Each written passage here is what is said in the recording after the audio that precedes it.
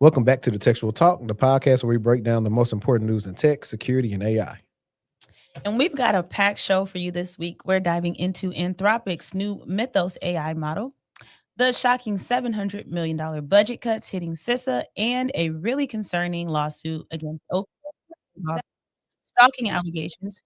You don't want to miss it. Let's get to it. Welcome back to the show, guys. Welcome back. Sorry that we are so late, but yeah, we had some technical difficulties. But whenever you come to the show, please hit the like button. We got a good show for you guys. We're trying to change up the format, and we hope that you guys will like it. So shout out to y'all. I did post the link to leave voicemails. So if you want to leave us a voicemail and you want us to respond to your question, that is going to be the best way to get it, unless you leave us a super chat. You leave a super chat, we'll stop the live. We'll read your question before anybody else's. Let's see. And we'll do this too so you can see the chats. Now, I appreciate y'all wiggling in. I don't even know like what the icebreaker would have been today or whatever. Did you see the guy? He was sitting in his car and he was talking about something. Did you know New York and Minneapolis are opposites? No. And he said New York is where, it's a dad joke, where the Big Apple is, and Minnesota is where the Minneapolis. Oh my goodness. That was a good one. So I thought that was a good one. But no, they didn't see you last week. So what you been up to? Lituation? Y'all, your girl been stressed. I've been finishing up this book that was already finished, but I went through and I was like, oh, I could add this here and I can add that here. So I finally finished doing all of that. And I will be releasing my book, Hostile Takeover, on April 27th. So stay tuned for the details. It's going to be nice and juicy. Thank you. Real quick though, what is the book about? And then how can they get the book once it's released? Yes. Okay. So this is so exciting. The book is about a girl who meets a guy, right? And the chemistry's there. They hit it off. It's the 10 out of 10. And they go on a couple dates and things are going good. And she loses a friend. And so she's feeling lonely. And she's like, I want to invite him over. But before I invite him over, let me hit up one of my homeboys to do a little background check on him. And the background check is when everything goes south. So she finds out basically that he's a fraud and a liar. And she confronts him. He still lies. So she blocks him and he can't handle it. And he starts stalking her. But I talk about it from like a technical perspective as well as an urban literature perspective. So if you're into street lit, urban fiction, and you also want to learn a little lesson, it'll be perfect for you. But it will be on Amazon. So it'll be available for there. It'll also be pretty much anywhere you can buy a book. You'll be able to get it there. Barnes and Nobles, all the bookstores. Wow. Hats off to you for saying that. Let me ask you this. Will we get a paperback version? Yes, it will be. Actually, that's what I prefer. And that's what most of my readers prefer. And will you be autographing them things? We have like a Yes, I'm going to do a book signing. It'll be in June. I haven't actually confirmed the date yet, but it will for sure be in June, probably towards the end of the month, probably after Juneteenth. Perfect. You coming? Yeah. Okay, cool. Where is that? Kalamazoo? No, it's going to be here. Okay. But no, I ain't been up to none. Like we said, we was talking about earlier about different shows and stuff that we've been watching, and outside of probably like doing consults and some stuff that I need to put out in the newsletter that I forgot about. And while I'm here, I had fun last week actually. Oh. Just doing the reactions to some different stuff because of like one of the topics I did was all y'all resumes are starting to look alike. And this is coming from like everybody that does the same programs. And they give them like the same type of template on the resumes. And also just like, so for me, and this is what I always like to tell people, kind of what separates me from everybody else is that, of course I can make your resume look good, but I'm focused on how you're going to perform in the interview. That part. And how do you know the stuff that you have on your resume doesn't make sense or why, that can be happening. And I actually had a call with a guy who actually is a tier 1 SOC guy. And he hasn't been able to get over the hump. And as we started reviewing the stuff, he was like, okay, yeah, I need to definitely probably, book some more time or get with you, only because I make that post on my LinkedIn. I was like, hey, a lot of y'all tier one guys are close to tier two and tier three, just need some polishing. And the biggest thing that I find with a lot of you guys that are level one SOC analysts is that a lot of times you guys do not answer outside of the depth of your current role. So a lot of times the interviewer may be looking to see what would you do in the role that you're currently interviewing for versus what you're used to. And so a lot of you guys answer what you're used to doing, and that's why it leaves a little bit on the table. And so where I come in is that I force you to go past your typical escalation point and what would you do after something's escalated. And granted, some of you don't know because you don't get a chance to do that. When I first was working in the SOC, we were isolated from IR and we didn't see the other part of what was happening when we escalated stuff. So once I got to that level to see what's on the other end, I could say, okay, this is typically what we would do. And that is how you can shine when you're doing interviews. Are people here cleaning? Yeah. Okay, cool. Whenever they come, just say. But the craziest thing that we got on the lineup for everybody is we got Mythos for Claude, Project Glasswing, the Delve Mercor stuff. Yep. We have Rockstar Games had a third party breach. And I know everybody been waiting for GTA 6. Do you play Grand Theft Auto? Black people, you should drop that sound. But no, not for real. I used to, but as a kid, I was not playing it doing the missions. I was going to go get the car and go driving and painting the car, changing clothes. Like I was treating it like it was Sims for sure. You know what I would want to do? Like we had like my goal is to have like a bigger venue that like it's like a content studio where we got different spots. Yeah. But one of the things I've been wanting to do for years is I seen this on back in the day. So the people who old before the Reddit and stuff was hot, it was this site called, what is it? Imgur, IMGUR. I think that's what it is. And they had this thing where it was like you play Mario Kart. You ever play Mario Kart? Yes. This is Mario Kart for adults. It pretty much was whoever finishes their like alcoholic drink or whatever and comes in first wins. But the thing was you could not drink and drive. So anytime you need to drink, you're supposed to pull over and drink your drink and then get back on the thing and do it. So like I would love to do something like that, whether it's virtual or I got this thing where we plan something like that and people come do it, because I think that would be pretty funny. Okay, wait. Question. So they got the servers, right? The GTA servers. So with the new one dropping, what does that mean for the servers? Nothing. I'm not the person to ask for that because I'm finna get in the servers. Put y'all tags in there. We finna lock in this summer. We on the game. I've never played. I've always seen like people like T Grizzly and them, and like what they do on there. City. I sound like I be on the game, don't I? I don't. See, this is when we need Bay to give us the stuff. She the gamer because I'm a person that like I'm just now playing GTA 5, like seriously. And when I say play it, I mean like if I got some time, everybody sleep, maybe I play a mission or two. But see, like you actually doing missions. I'm never doing that. But everybody also does. My favorite franchise is Saints Row. Is who? Saints Row. So it's not GTA. At first, people thought it was like a GTA clone, but it's not GTA. It's its own thing, and then they kind of ruined it. So unfortunately, that's kind of what I think about Saints Row. So that's where we get with that. But if you wanted to get into the first summary with like Mythos, we are here. Well, let's talk about it, y'all. So Anthropic released a limited preview of a new frontier model called Mythos. They are deploying it with 12 core launch partners in 40 plus total organizations for defensive cybersecurity work under an initiative called Project Glasswing.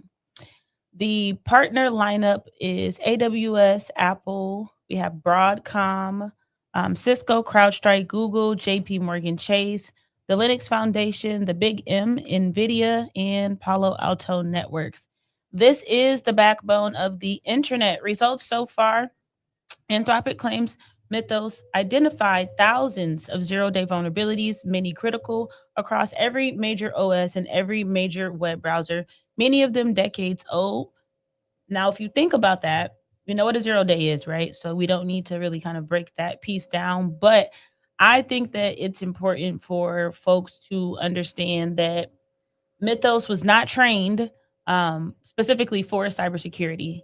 The capabilities actually emerged, on their own from just basically making general improvements in coding and reasoning. And I think that that is super dope. Anthropic's own red team said the same thing that makes it great at patching vulnerabilities makes it great at exploiting them. Same model, two different hands, two completely different outcomes, obviously. And that's why Anthropic is not releasing this to the public. And so they previously warned the top government officials that Mythos does make larger scale cyber attacks significantly more likely this year. All I'm gonna say is Anthropic been eating down. If you know, you know. They've been eating down. They got everybody on their knuckles for sure. Yeah, and one of the things I actually wanted to bring up quickly with the Mythos thing was that I think it shook up the whole cyber thing. I got a little background on that too. Go ahead. Okay, so the reason why it's not one of your average tools, what separates it from everything is chain exploitation. So most AI tools can find a single bug. Mythos actually can chain multiple vulnerabilities together, two, three, four, sometimes five, to build a more sophisticated attack path that no single flaw would enable alone. So Anthropic's red team lead Logan Graham said it has the ability to chain vulnerabilities together. You find two that don't get you much you find two that don't get you much independently. This model creates exploits out of three, four, or five in sequence that gives you a very sophisticated end outcome. Mythos wrote a web browser exploit chaining four vulnerabilities together. It was a complex heap spray that escaped both the render sandbox and the OS sandbox. There was also a 17-year-old bug that was found. I think it's free BSD. They fully found and exploited that 17-year-old remote code execution vulnerability in free BSD, allowing anyone to gain root on a machine running NFS. Oh, wow. That's I'm crazy. gonna say that one more time. It says Mythos fully autonomously found and exploited a 17-year-old remote code execution vulnerability in free BSD, allowing anyone to gain root on a machine running NFS from an authenticated user anywhere on the internet. So no humans obviously involved after the initial prompt. There was also another 27-year-old bug that they found sitting undetected in OpenBSD for 27 years. So yeah, it's pretty powerful. Yeah, More to the and story. just for the audience, FreeBSD is a powerful open source Unix like operating system derived from BSD, Berkeley Software Distribution. So that's what that is. Somebody asked, will this make more work for vulnerability management? Actually, make less work. Yeah, literally. VM management may be doing a couple of jobs now that this is out, but like I tell everybody with AI, everybody may not adopt it at the same time. So that's something to keep in mind. Also, I wanted to touch on the fact that when this was announced, and it seemed like Anthropic been doing this the last couple of months, the cybersecurity stock slumped when they announced stuff with Mythos. So iShares Cybersecurity ETF, which I've never researched, but I need to research that ETF, lost 4.5%, while CrowdStrike, Palo Alto, and Zscaler dropped about 6% each. SentinelOne tumbled 6%, while Okta and Netscope each fell more than 7%, and Tenable plummeted 9%. And it states this isn't a new phenomenon for sectors that's fallen prey to AI disruption fears, but I just think it's one of those things like it's all the scary stuff of like, okay, will we even need all these tools or what? And I think so. Like the fact that it's so powerful does have people scared, because what happens when a person who's helped these tools get this good in Anthropic is disgruntled? Mm-hmm. Like then the I don't know if you found that, but you know, was it the open call code, didn't it get leaked? Yeah. Or something like that, and then like all the crap with that. So it's like inevitable human error or people being mad or whatever. So I definitely thought that was interesting, like how much it's affecting the market. Because at the end of the day, that's literally only thing that matters to the shareholders. That's the reason why they can lay people off and the stocks go up. I think that Anthropic been eaten down. I think that they've been putting out some heat for sure. And like I said last episode, if you are not getting in here playing around with some of these tools, you don't have to use everything, but go in, play around, and see what differences you can encounter in these different solutions. Right. And then so while we are here, Project Glasswing is Let's talk about it.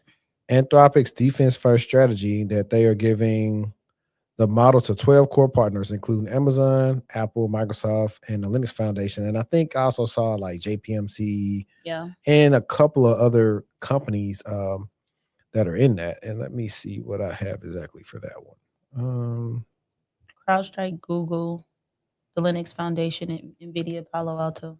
I'm mad because this didn't do what I needed to do for specifically Glasswing, which is like the title of the whole thing. But give me a second. Let's see. I think this. There we go. I'm just gonna peruse through here. I'm not.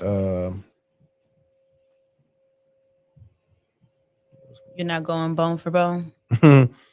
Nah. Because I think this is one of the ways where they can get buy-in from a lot of different companies to pretty much say, hey, yeah, we're interested in using Mythos. Let us see what it is. But what I do know, even just from working in corporate so long, is how much stuff just don't get fixed because it's not a priority. And who's going back to check, this server that's been here for like the last 15 years or whatever. What if they didn't even know about the server? Exactly. So the partners of the organizations previewing Mythos include Amazon, Apple, Broadcom, Cisco, CrowdStrike, Linux, Microsoft, Palo Alto Networks, and I think that's it. And Anthropic said 40 organizations will gain access to the Mythos preview aside from the partnership. And it also claimed that it has engaged ongoing discussions with federal officials about the use of Mythos. I think that's so with all the geopolitical stuff that's going on with Iran, critical infrastructure, that's honestly where I think Mythos could be best suited for to help. Now, the hard part about that is when it goes to critical infrastructure, a lot of that stuff is operational technology. So will Mythos do what it's supposed to do and only do that? No. Because you got to handle networks and OT environments. There are two different things. And it could do something that it perceives to be good as if it was on a regular enterprise network and shut some crap down and people could die. So I wonder, and like I said, hopefully an OT person comes here. This is something I'm probably gonna ask Gabe about when it comes to Anthropic and OT environments. How they've been using that to help out stuff. Let's see. The news of Mythos was originally linked, like you already talked about last month, by Fortune and Capybara. What is that? Capybara is a new name for a new tier model, larger, more intelligent than our Opus models, which were until now our most powerful. The leaked document said, adding later that it was by far the most powerful AI model we've ever developed. In the leak, Anthropic claimed that its new model far exceeded performance areas like software coding, epidemic reasoning, and cybersecurity, met by its currently public models that it could potentially pose a cybersecurity threat. Yeah, so it's stuff we already know. Oh, and it's a correction at the end. An earlier version of this article erroneously stated how many partners are working with Anthropic on Project Glasswing. There are 12 partner organizations through 40 organizations total that will have access to the Mythos preview. I think that AI been doing this thing. I ain't gonna lie. AI been doing this thing. Now is the time. But at what point? Like I remember back in the day when I was in college, they had this thing that said like computing power doubles like I think it was like 18 months or something like that. Now it seemed like it's every other week. No, every couple days. Something Anthropic don't get tired, okay? But Every other day they dropping some heat, they dropping something new. to what avail is it to increase this rapidly? Well, I think it's exciting, right? I do think it's exciting, but I also think we should have some fears associated with it as well. I don't think it's like, yeah, this is so exciting. We don't have to worry about anything from a security perspective. No, it's exciting and it's also very scary. Yeah, I think that because of like somebody, so a watcher of the show sent me a video of A watcher of the show. Yeah, watcher, supporter, same difference. He sent me a video of a robot putting some Ethernets into a switch. Really? In a rack. Yeah, on Instagram. And so combining like the ultra intelligence they're trying to already make with the robot wave, like a lot of the kids who made Stumble Upon a Stream or whatever, but I mean, might be too young, but we watched iRobot. Like, I ain't even being funny anymore. Like, we watched iRobot. So that's the type of stuff is like that, like makes you like, okay, I get it. But at what point, what happens to everybody? I mean, that's why we gotta have some regulations. But like, even the regulations, I mean, we need to take heed and we need to go talk to Europe. We need to go talk to Europe and better understand, because they have something similar to GDPR but for AI. I don't know the specifics. Maybe we talk about that next episode. But we need to take heed from people who are trying to figure it out. Nobody has it figured out. This is an ongoing thing, but we can do more than what we're doing as a country to put some guardrails and restrictions and some order. We need some structure in place. I agree. What is this right here? Hang on, because I got something that I wanted to read and it was not summarized for me. But it is from like the whole Delve fiasco. Delve. DE Lima Victor Echo. Please. I hate when people do that when I'm on the phone with them. But you know how often No, you can do it, but when they say those words, that's when I get irritated. That's come from the Army. You got this is not the Army. Alpha Bravo C. I'm aggravated. Charlie Delta irritated. Echo. F is for Foxtrot. Like that. I would be so quiet if I was on the phone and somebody started giving me their details that way. Why? Because that would irritate me. I don't know why. It just would. It's funny. That's the thing I probably have remembered. Somebody the said most. Tango. What happened? Somebody said Tango in the chat. Exactly. Tango, Sierra. Get that out of here. Zulu, Victor. Z is in zebra, me. That's the funny thing when the people don't know like the standards of it. S is in Sam, B is in Bear, me on the phone. As long as I understand what you're saying, like that's because F and S sometimes can sound the same, especially F and S, yeah. On where you're from. I say F is in Frank, S is in Sam. Yeah, like relax a little bit. Whiskey, Tango, that's too much. It's too serious. Let me see. So this was something that I wanted to. Is this right here? Yeah. Because we got a video from these guys too that I thought was hilarious. Let's get it. Let's get it, shorty. That made me think about 103. Yeah. That's what I was thinking of. All right, so let me get my Cybershortieee bag. Let me switch this. Imagine a startup that promises to handle your company's most boring, grueling, and vital tasks. Security appliance. It's backed by a Y Combinator valued at $300 million and run by Gen Z prodigies. It sounds like the ultimate Silicon Valley success story until an anonymous whistleblower reveals that the cutting-edge AI doing the work might actually be a group of people in a room halfway across the world, rubber-stamping fake documents. Delve entered the scene in 2023, founded by Karan Kaushik, and Celine Coquelar, I think I'm saying their names right. Their pitch was agentic AI for compliance. They claimed their AI agents could automate SOC 2, HIPAA, and GDPR certification processes that usually take months in just a few days. They were the darlings of Y Combinator's winter 2024 batch. By July 2024, they had raised $32 million at a $300 million valuation. They claimed over 1,000 customers and said they've helped startups land 9-figure federal contracts. In mid-March, an anonymous Substack account called Deep Delver. It's the eye contact. I had to because that name is funny to me. Published a report alleging massive fraud. The author claimed Delve wasn't using AI at all. Instead, they were allegedly using certification mills in India to rubber stamp reports without actually verifying any security controls. Do I have any music for that? Let's see. I need a dun dun dun. That's what I was thinking about. I need that. Let's see. We got the next best thing. Yeah.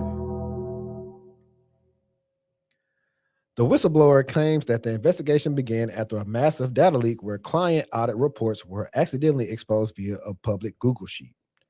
The most damning allegation is that Dell software automatically generated fake evidence of board meetings, security tests, and internal processes that never actually happened just to satisfy the checkboxes for auditors. Now, I'm going to stop right here because in the tech beef side, we focus on people selling courses and all this other stuff. These people faking the whole company and running off on the plug twice. Ran off on the plug twice. Instead of calling, I ain't calling back. Critics are calling this classic case of AI washing, where a company uses manual labor or basic templates while marketing it has a sophisticated autonomous agents.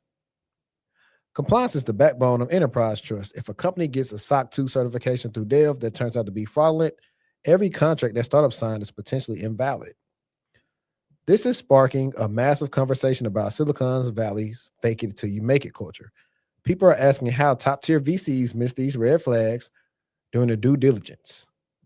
Both founders were high-profile young entrepreneurs, leading listeners to draw parallels to past scandals like FTX or Theranos. And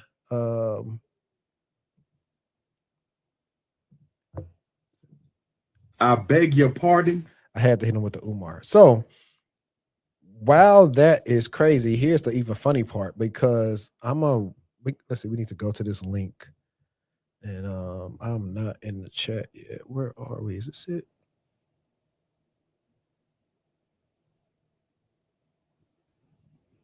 Or is it right here? Hang on.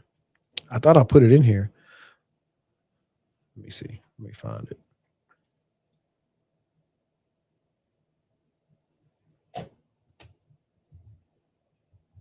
There we go.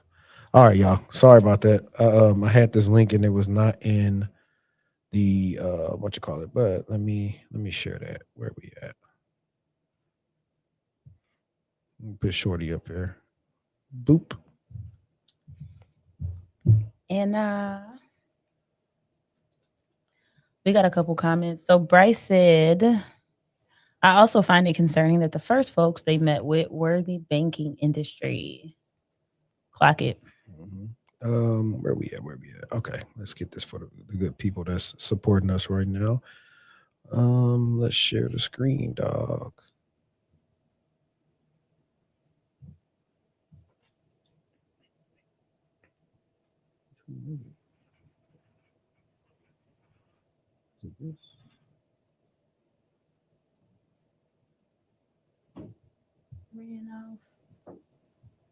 All right, I'm gonna share this tab instead. There we go.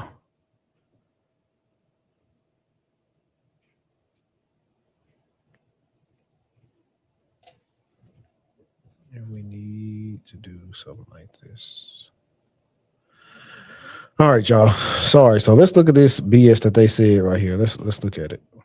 The co-founders and the CEO of Delve. And I'm Celine, co-founder and COO. Today, we'd like to address the anonymous allegations made about us and what we're doing to fix it. But first, we'd like to say that we moved too fast and, in hindsight, did not hit the bar that we hold ourselves to. There's some BS already.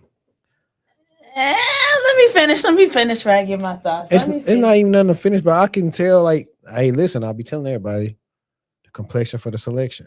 That's all it is. We deeply apologize to our customers for the noise that we've caused.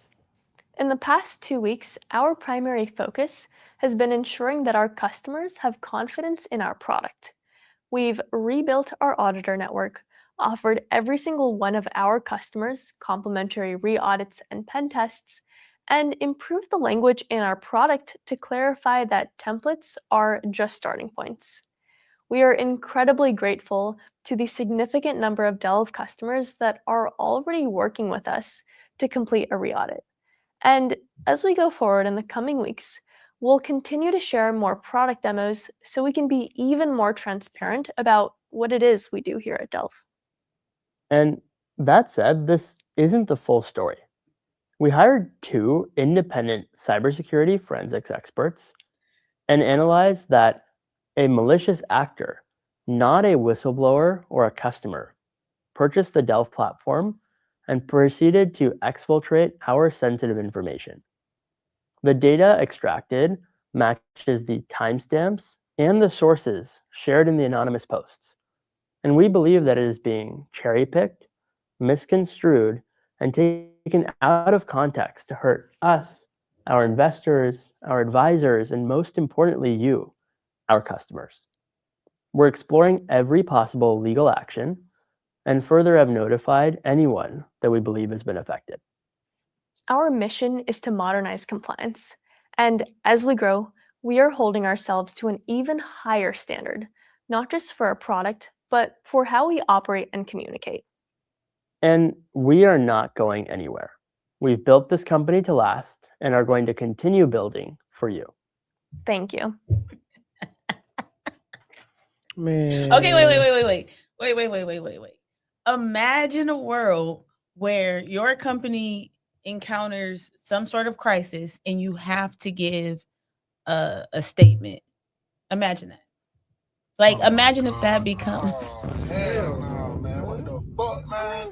Get your ass on, boy. That's how I feel about them right now. That was so Cringe. that couldn't have been more script. Okay. Hey, I'm not mad. I'm not mad at the fact that they released a statement in regards to what's going on with the company. I'm not mad at all. I'm actually like, I like it.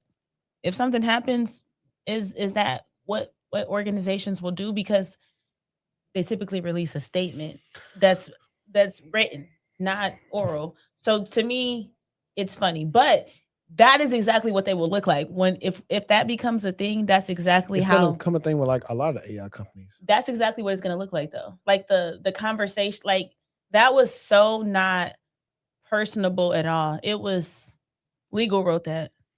It's trash. They would have been better off sending an email. Yeah, It might have been a little bit more believable, but it's sure. not. So we're looking at the comments right now.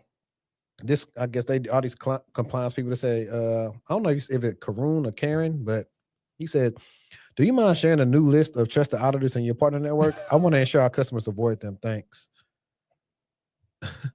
Let's see.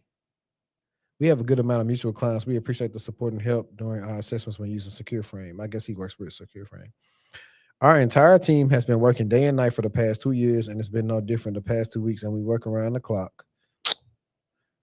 Get out here. Look at people laughing at her comments. Working day and night to crunch more permutations and combinations of fake numbers. But also they didn't have to release. They should have said nothing at all. Thank you. As soon as you say something and you open up the doors, and then you post it on LinkedIn, a social media platform. You open up the doors for people to get in the likes and the comments and to hee hee ha ha, y'all. Classic deflection. This response doesn't address a single specific allegation. Not the 493 nearly identical SOC 2 reports, not the pre-written audit conclusions, not the leaked Google sheet, not the internal employee who came forward with recordings, and instead attacks the source, a malicious actor, coordinated smear campaign. TechCrunch ran 4 separate articles verifying these claims. Insight partners scrubbed their own investment posts. That's not a smear campaign. I have many friends building startups right now, and this is the kind of story that makes it harder for early stage companies trying to earn enterprise trust. When a $300 million YC-backed company gets caught like this, it doesn't just hurt Delve. It makes mid-sized and large companies more hesitant to bet on any startup. Address the facts, not the messenger. Let's see. YC is a community, not just an accelerator. The founders in our community have to trust each other, and we have to trust them. When that trust breaks down, there's really only one thing to do. We're not going to get into the details publicly. We wish them well. I don't even know who this person is. I'm not in that world, but I thought this was what you call it. Their YC site is just a 404 now, too.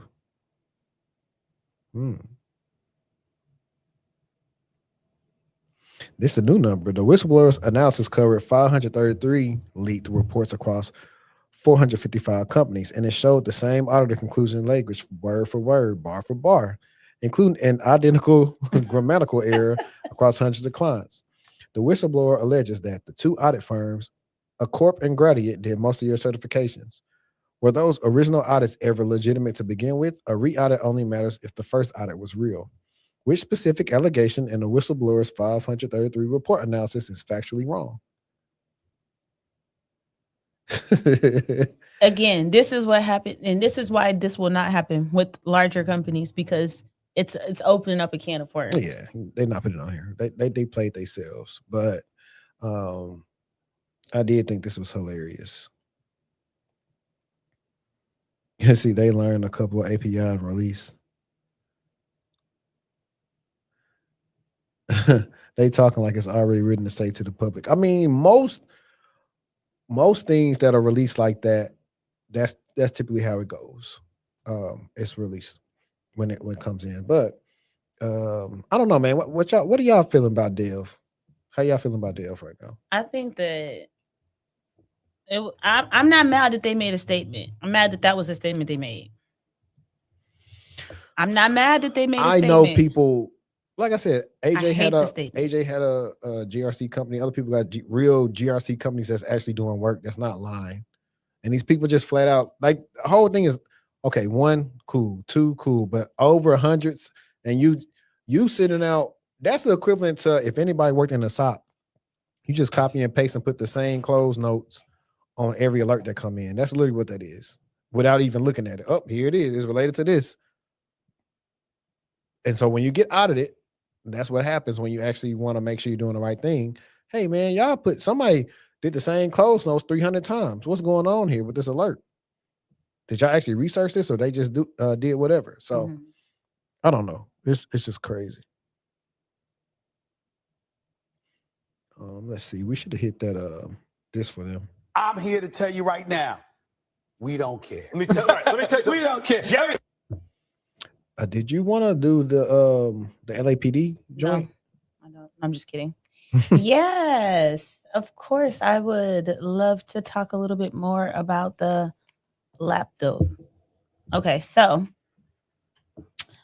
when it comes to LAPD, LAPD got hit. Cyber criminals allegedly stole and leaked sensitive internal LAPD documents, including police officer personal files, internal affairs investigations, and discovery documents containing unredacted criminal complaints with names and medical data.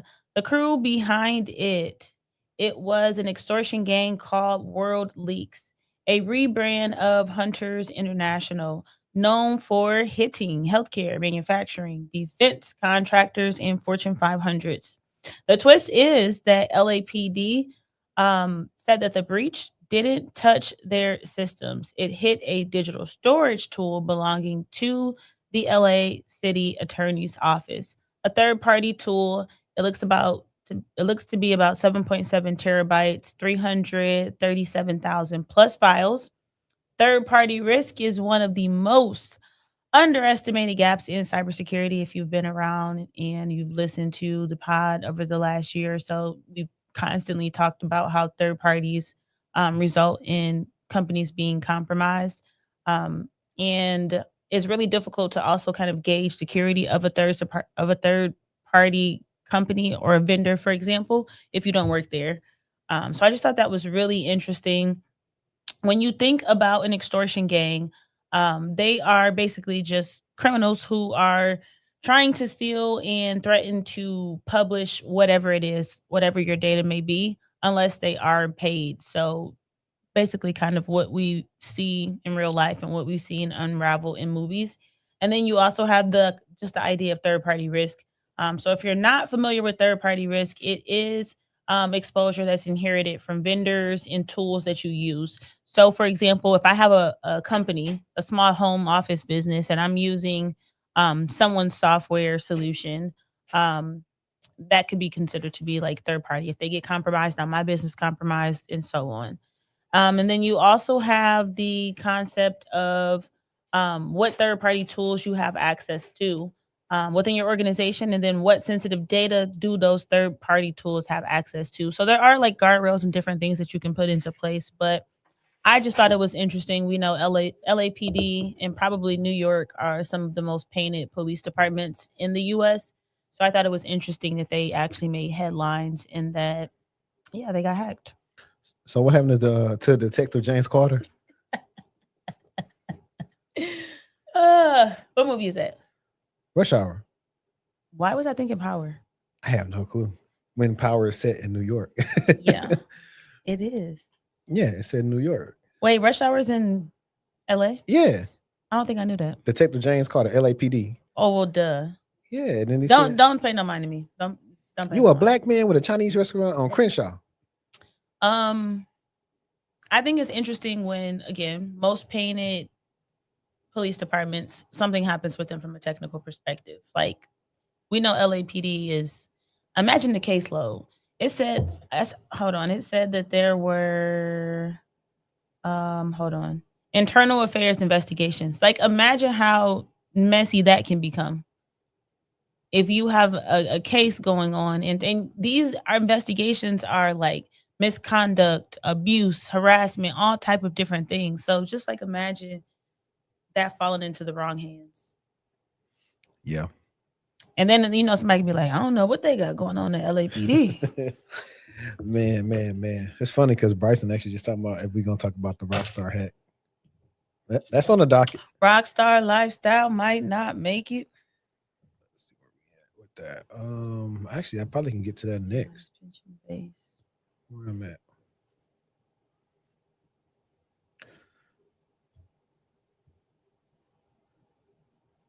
Where is it? Here? Okay.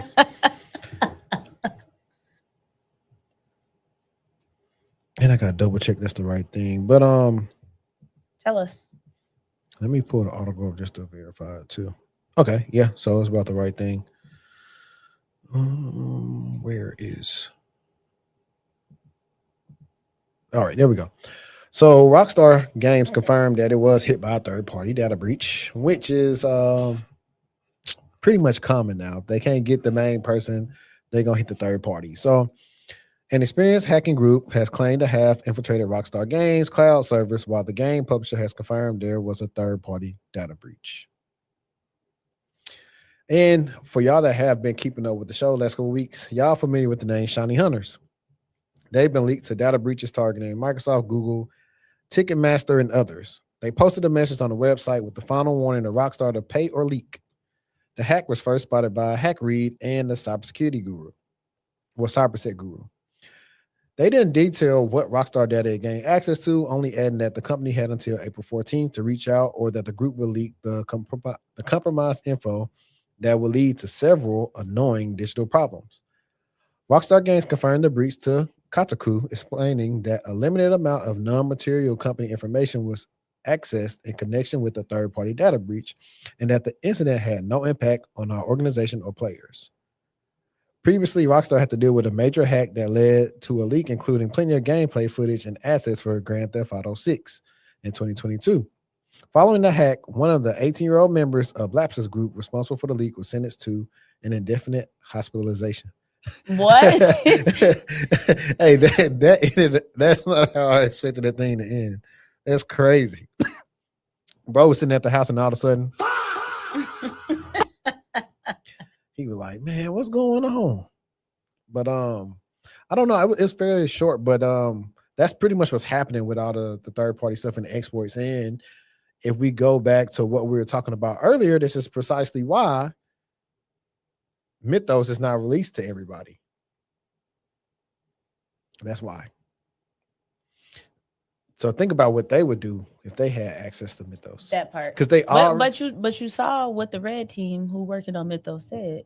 What they say? It can do all this good, but it's equally as good it can do. It can also do a lot of harm. Man, we finna have Mythos gonna be creating freaking Power Rangers and everything. Like that's what it's gonna get to. What if we could make our own Power Rangers?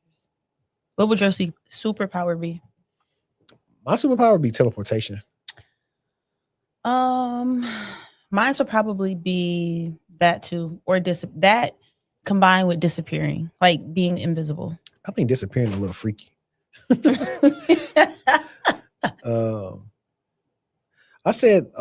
always said that because everybody know one of my favorite shows is Naruto, and like Dragon Ball Z, Goku could teleport like this, but he had to think about it. The yellow flash, like say for instance, like earlier you said you had car trouble and you was like, hey man, something going on in my car. And on Naruto, whatever he touches, he can mark. So let's say I already marked your car. Mm-hmm. So within a second, you like, where you came from? And that's why I like teleportation, specifically like yellow flash, that would be mine. But I don't know. Rockstar should be fine. I know a little bit of like I got some friends that work with the org. Don't you like those drinks? Talking about the drinks? Yeah. No, I never like Rockstars. Oh, okay. I was always what you was drinking. I was always when I finally did the energy drinks. I hate when people drink energy drinks. I don't know. It just bothers my spirit. And I say something to you every time you have one. They're not good for you. They're not good for you guys. Hey, Bum. And he has one every time we Bum film. and what you call it? If y'all see this, y'all need to sponsor us. Bum is fine. I don't drink the crazy stuff, right? Like my stuff it's not for energy. My stuff be more for focus, so I can just focus. Speaking of, I like Vegas bombs. Do you like Vegas bombs? That sounds like nothing I would ever have. Really? What is that? It's an alcoholic drink. It's like an up and down. And it's to me, first of all, it's giving beer. Is it giving beer? No, it's good. It's not like a green tea shot. It's Red Bull. First of all, no, I'm not drinking nothing with Red Bull in it. Man, it's good. I promise you, it's not for me. I bet if you have it, you like it. I bet you I wouldn't. Oh, somebody said this would be telekinesis. Okay, what Professor does that mean? X. What does that mean again? You seen X-Men? Oh, when you can move stuff with your mind. You've seen Matilda, I've right? Seen it, yeah. That's as a kid, I was over there talking to a cup, trying to move it like her. Yeah, stupid. She had. I mean, we thought we could turn. Super Saiyans. We thought AF. Everybody's seen the Super Saiyans one. I think actually what I'm going to get to now is the fun part of the show that people love, the Red post. Let me find some.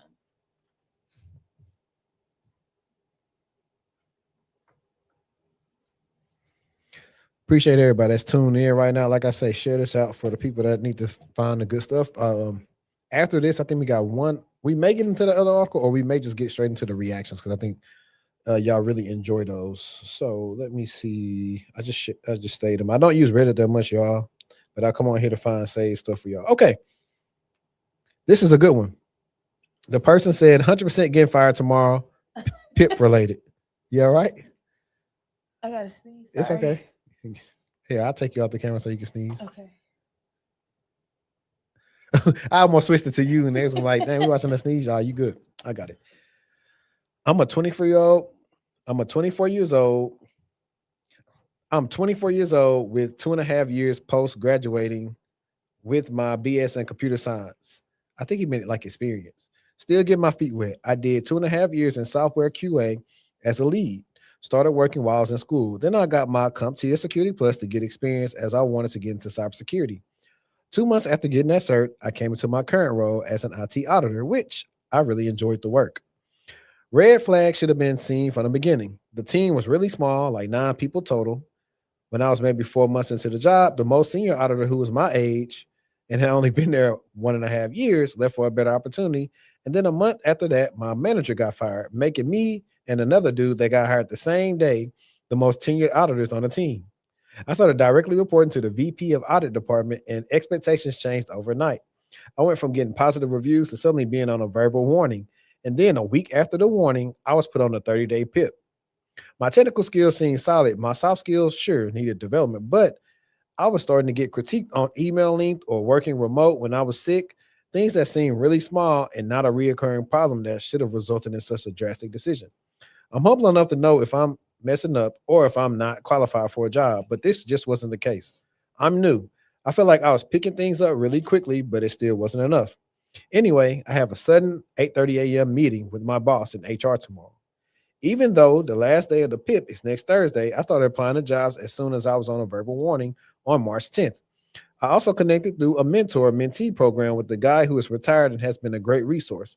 I'm trying to do all the right things, but I'm still just devastated and scared. Edit number 1. It's 8:50 a.m. Eastern here. Got my desk belongings in the box. Times to be a barista as I job hunt. Let me see if he got any other edits to this. Now, y'all know my motto. If you see a PIP, it's time to dip. This one person said for, I guess the newbies, he said, for future advice, anyone reading this, a PIP is usually a reverse 2-week notice, as in your employer is telling you to leave, but with less liability for them. As soon as the PIP was issued, I would have been looking for another job ASAP, regardless of how great you think you are on the job. I've seen a lot of PIPs issued at places I worked and have never seen someone come out of one and keep their job for long.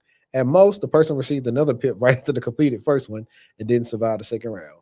I beg to differ, though. I think that I know people who have been put on PIPs, and sometimes people do need to be put on PIPs so they can get a reality check because they got too comfortable in their role, or they decided that they weren't going to put their best foot forward, so they had to have that reality check. So I know people who have been put on PIPs and who have gotten off those PIPs and who have been able to stay with the company and soar. Obviously, everybody's story is differently, but I don't like how we make it seem like some people don't need to be on PIPs. Like, some people do need to be on PIPs. Point blank, period. It's not all about it doesn't have everything to do with you not performing well in business things and shareholders and stakeholders. Sometimes these people suck in their roles. Sometimes these people need to be put on a PIP. Point blank, period. And it's a hard pill to swallow when someone tells you that you're not performing well or you're underperforming. Yeah. It's a one thing if we know the circumstances and the scenarios where it is unfair, but we're not going to pretend like some people didn't deserve a PIP. Yeah. So I don't care. I've been where there have been people that needed a PIP expeditiously. Yeah. So in those times it's warranted, but sometimes, like, I know a lot goes into, well, at good companies, a lot goes into just putting somebody on a PIP.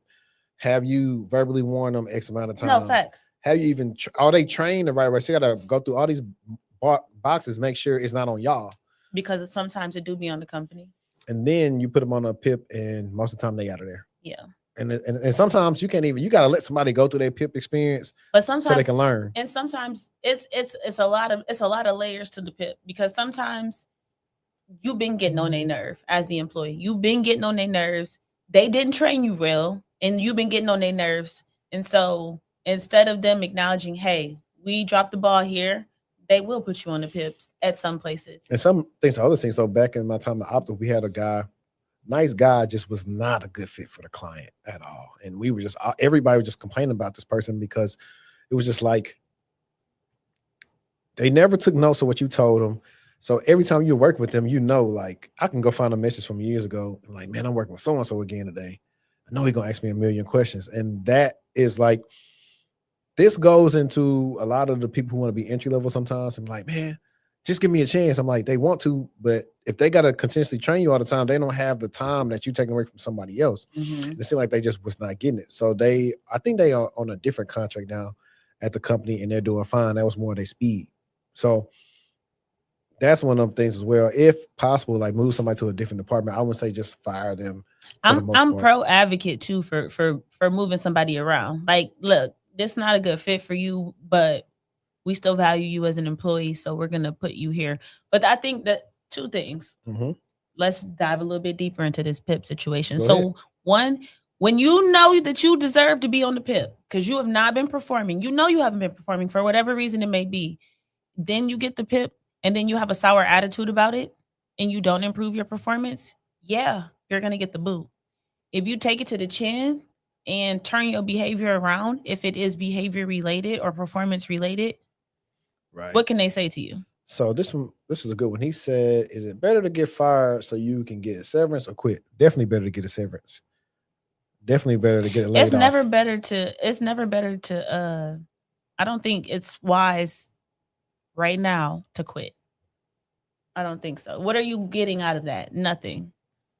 Let's say you have a family. Let's say you need some medicine, some health insurance. You know, like this is not the time to just be quitting your job. Yeah. But you know that in some instances, they're giving people PIPs just so they can manage them out the company or get them out. I'm not saying that that's not true. I'm just saying that people do be deserving. And I think the VP sometimes. who the guy was reporting to, they should have been the person doing all the stuff, not him. How I'm gonna get mad at the guy who just started probably 5 months ago that he's not doing his job as the lead and he's not a lead yet. Them being the most tenured people, man. Yikes! Plot twist: he probably worked for Dev. I'm screaming. Plot twist. And I found another one that I thought was really good because it's kind of stuff we don't talk about. Like, so in so many instances, we always talk about, getting into cybersecurity and everything else and staying or, what have it. However,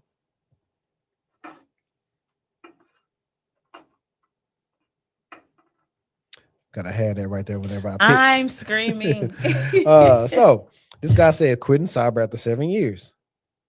4 months ago, I decided that quitting was the best option after 7 years working for mid-low consulting companies on architecting and engineering cyber infrastructure. I couldn't bear anymore, and it's not just AI, it's everything. So I'm gonna even pause it right there real quick before I keep reading. Mid and low. When you are at one of them small companies that just taking any kind of contract and making promises that, they know that y'all really can't deliver, it makes your life a living hell. I had a client where he was at this MSS SOC, and them little cheap MSS SOCs take all type of contracts and the work be bad. It'd be so bad where people just be want to go either do another job or get out of cyber because they experience so bad. And I tell a lot of people, it's like, do you really want to get out, or just your role right now bad where you're underpaid and overworked? And most of the time when people are paid appropriately and not overworked, they are fine. So I know for a fact that's something that they may be running into. Cyber was always a thankless job. You have to work with scrapes they send you just because upper level management and investors think you are an expense. They really don't see a value on it because why expend $2 million contract on a FortiWeb renewal if you can pay the ransom $1 million? The term risk assessments is often used by CISOs that shouldn't be in that position anyway, and CFOs that want shareholders happy. I agree. That was actually something I brought up, like talking to a recruiter the other day about risk acceptance and being in different organizations and getting adjusted to different cultures. And hey, why would you want to pay, the $3 million ransom when you could have probably spent, $300,000 on payroll to prevent the stuff from happening? So you got a point right there. And AI sits on the top of it. There was always a battle between sales and engineering. They would debate whatever the solution was to have the best money value to the customer. And sales will always say a dumb thing because they are not technical, and the engineers have to step up and make them redo the project. But now this balance is over because of AI. Prostitutes know everything, and you expect that your CISO or head got you. Haha, joke's on you. He's the master prompter. The line. Paid for red teaming and black box testing. Haha, drops a Caldera and red teaming Git at the customer. SOC. Just an automated SIM dropping AI responses about your spams. Cybersecurity professional, just a guy who has all this bunch of certifications that he didn't just study for. Hello, drop sites. And don't get me started on the cyber jobs. Cyber jobs are skyrocketing. The jobs are there, but they will not hire you because they need experience or a certain vendor certificate because management don't know how to hire people based on their base knowledge. You got just certificates. You poor juniors will have a bad time. I suggest you hold on. Don't see my post and give up everything. That was my approach and only mine. See, good comments here. Consulting is not meant to produce outcomes. You're entertaining the circus while the clowns are hiding behind their suits. That 8. Let's see this one. I'm so happy to report that it could be different in certain fields. I do DFIR work for a forensic services provider. We're consultants, but the clients actually listen to us, and more often than not tries to implement our recommendations. Some don't, but that's because those companies are somewhat hopeless to begin with, which is probably why they got breached in the first place. It helps a lot when your work means you come in only after a breach has occurred and everyone's afraid, but also motivated and eager to listen to what you have to say. And let me see if there's any more interesting things I see. One guy said, you'd be a lot happier in an internal position where your voice matters and you can better align your work for your stakeholders' goals. And it's easy because you have formed a relationship with them and you understand each other's skills. Yeah, so I totally agree. I think he's had a bad look for the draw. He probably was at that company for a long time. Like I said, you are consulting. You're brought in to be a consultant. That doesn't mean they're going to listen to you. And Definitely don't mean they're going to listen to you. it's a lot. Yeah. It's a lot for sure. But you had to add to that. I just think it's a people thing. A lot of people don't have a lot of emotional IQ. I think it's important for sometimes it's not you, it's just you're not a good fit for that particular person or business unit or stakeholder that you're working with, which does suck. Yeah, I totally agree. Now, since we are here, let me get to some of the fun stuff that the people are watching. And I got some that we actually can react to. That'll be fairly interesting because I know they're so used to us like having a lot of.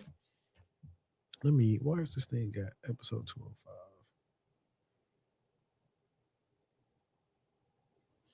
Where is it at? Anybody know do you know the little black dude that work at Best Buy that's always happy on TikTok? Yes. Okay. And he went on the Micro Center. No, don't talk about it. Okay. Don't talk about it. I'm on TikTok like that. Me too. I'm on TikTok like that. So I was ghosted after a girl agreed to go on a Micro Center date with me after I matched with her on the Hinge dating application. Because I had matched with her, we've been talking for a while, maybe about 2 or 3 weeks. And I asked her if she wanted to go to date to Micro Center, which she agreed to Micro Center in Fairfax, Virginia. Then I still planning it. I asked if she needed a ride. She told me she already had a ride. Cool. So then a day later, I asked her, hey. So like a couple days later, I asked her, hey, you still up for the date? No response. So, yeah, I guess I'm just meant to be alone in this planet. Looks like that's just how it's gonna be. I mean, I do have my Asus ROG Ally handheld computer with me wherever I go. But I guess I'm just supposed to be alone in this life. Oh, bud. I like him. He just got to find like the girl that's for him. Like he needs someone that's like, I don't like the term nerdy because they try to use that against us, the smart people. But go ahead. They better be nice to him. I'm trying to figure out, is he really on the spectrum or is he playing? Because I don't think he's playing. I'll be seeing him do it all type of I don't think he's playing at all. You seen the videos where he be shaking his head, yeah, that's me and all the other stuff. Yeah, I don't think he's playing. So, but like, you know, a lot of I love like the discourse that this brought, right? And I'm saying this because I probably got. What was the discourse? Because don't make me mad. We'll talk about it. And I'm really why I'm doing this because we have obviously people that either want to get into tech or tech professionals that may very well be just like them. And I do think tech still has like a lot of guys who may be incels. Involuntary celibate. Oh, wow, that's a thing I didn't know. You didn't know that? No. Them dudes that be mad at hating women and stuff online, incels. I never knew that was a term. Meaning that they won't. You put me on game. That's all that red pill stuff. But yeah. A couple of things though. They tried to put all the onus on him, but if she agreed to go, that part, it's on her. She should have, when she decided that she didn't want to go, because you don't owe people an explanation. She should have just said, I don't want to go. She didn't have to tell him why she changed her mind. But I mean, I just feel bad for him. I don't like it. Be nice to people. Be nice to people. The funny thing is, I like that I saw the girls was actually for it. Like, first of all, y'all get mad at him. Microsoft ain't cheap. First of all, thank you. She was like, you can build this thing from scratch. I think, truthfully though, he would even the girls I think that like Micro Center, his best bet would have been let's grab something to eat and then maybe go to Micro Center. Cause like depending on how long your relationship is, going to Target can be considered a date. That part.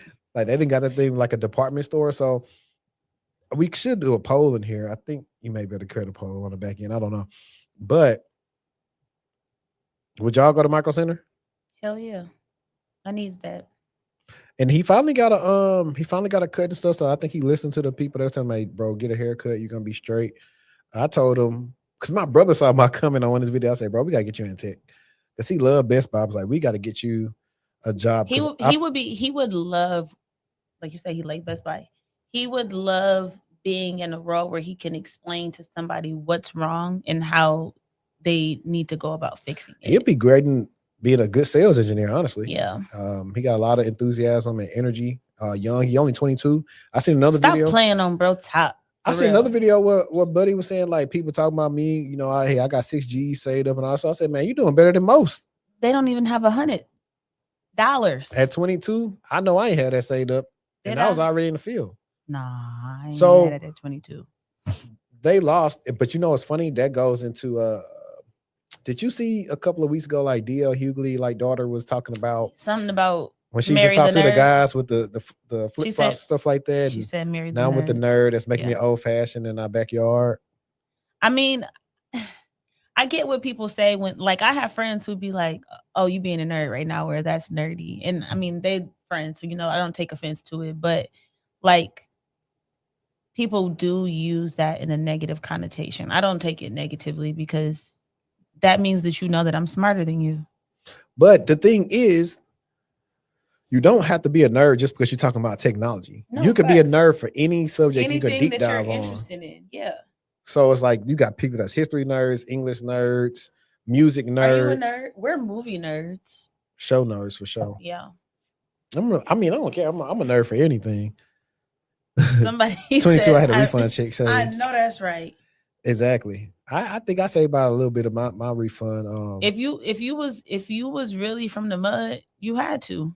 That's if you was getting one. Like I was definitely getting one. We had people going to school. I'm not gonna lie. The ultimate play was you was from the hood.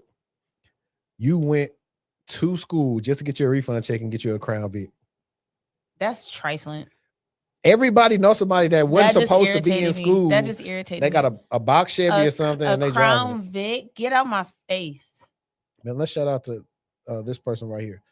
Let me tell you, bro, your content helped me go from IT support to vulnerability management team. Appreciate you for everything. Nah, hey, shout out to you, man. Shout out to you. That's a role that people don't think about. Vulnerability management, asset management. People really don't think about them, and they are unfilled. Every time I have a console and I'm like, yo, have you looked into IT asset management? What's that? I say, bro, one of the most important roles. If you don't know what you got on your network, you good as gone. Somebody said throw some foes on that bitch. Rich boy. Rich boy selling. Let me see. But I don't know, man. Would y'all go on a date with him? Because he's not an ugly guy. He may just be always into his electronics and stuff like that. But hey, that's the funny thing though is he's gonna be the guy if he get a girl, and I hope it don't happen to him. He gonna love him with all his heart, and that may be like the first heartbreak that turn him in the future. Bro, stop playing. That's how people turn into future. You know it is. Let me see the one that you had with the website joint. Where is it? Where is it at? I actually had a couple to contribute this time. Oh, this is one right here. This is one you sent me. I know this one for sure.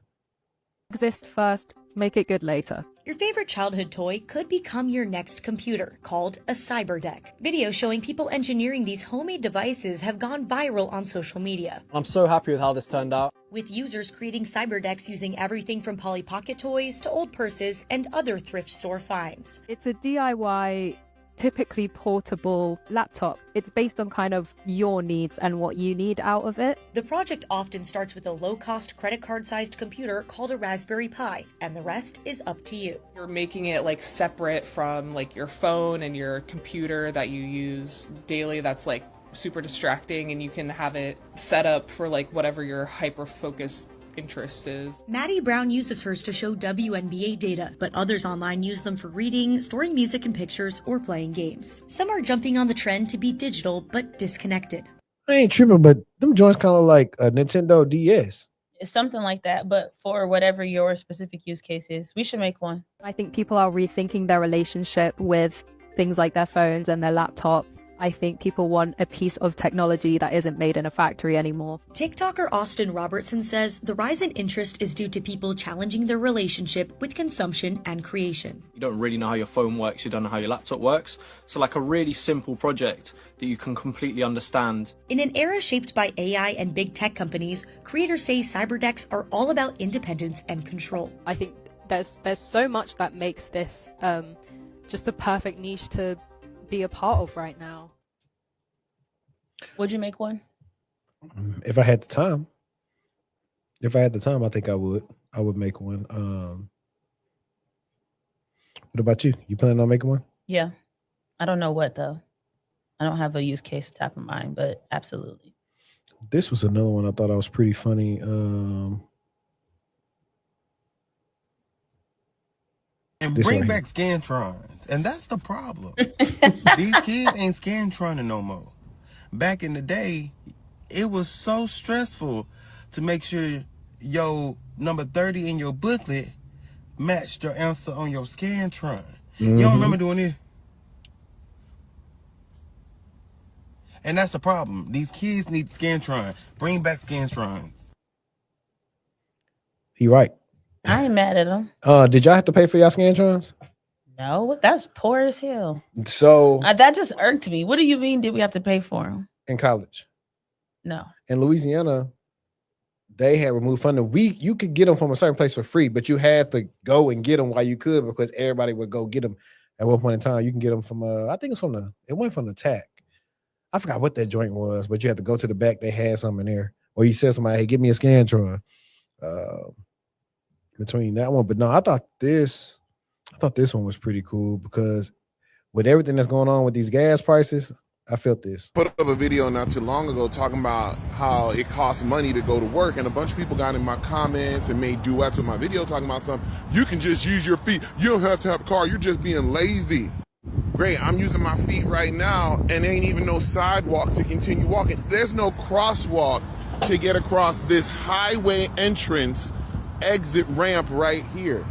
I'm literally just standing here trying to figure out how am I supposed to cross this highway exit entrance area to get across the street. The only thing that made that safe today was that it's Saturday, so it's not crowded. But on a regular work morning or regular work afternoon, if I'm trying to walk home, there are places that are actually dangerous to be on foot. And I'm tired of Americans acting like we have good pedestrian infrastructure. There's so many places throughout the South where I grew up that. I'm glad he said that. No, that's facts. That's one place the South lacks. And when I see these people going back and forth about, we don't want the dart rails in our thing because of this or that, I'm like, bro, that's how some people can get to work downtown and everywhere else. Everywhere in this area is absolutely not walkable, which does suck because everybody, it is built like you need a car. You have to have a car because there's no dirt. There's no public. Some cities don't even have public transportation. Right. Like in Dallas, you can get the dart for the bus, but I ain't seen dart in Frisco. I don't think I saw it in Plano, and it certainly ain't up north. So how's people gonna get to work? That part. So I'm agree with him because his initial thing was, hey, it costs money to go to work. And that's when you get the boomers and everybody saying, oh, y'all don't want to work. When I was back in the certain day, I bought my house. Mind you, I hit the J. Cole, mind you, boom, boom, boom. The house only probably cost it was probably a fourth or a little bit more than what they made. So let's say, for instance, they made $20,000. The house might have been $25,000. The house was cheap. Whereas now, even if you make $100,000, the same house that they bought for you would be $500,000 to $600,000. Easy. And they be saying, well, y'all don't want to work. I was doing, and interest rates was 14%. And I was like, fam, everything was cheaper when y'all came out. Like, stop. So I want him to keep cooking because he definitely making a point. Did not have sidewalks, and y'all know this. There are neighborhoods that don't have sidewalks. It's insane to me. I didn't even know that was real until I saw it. There are neighborhoods that don't have sidewalks. So you just gotta walk in the street. That's insane. So stop acting like, oh, the US is set up for you not to have a car. Oh, you can just take public transit. Where's the bus at next to your house?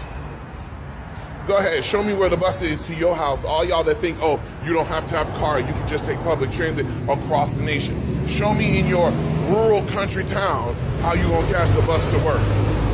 And the only reason why I'm being so adamant about this is because people, 40% of people have to commute because they couldn't find a job by where they live. And that's not good. People can't work near their house because there aren't as many options anymore. The United States doesn't have factories. We're not in a good place, y'all. So please stop acting like, oh, it's so easy to find work.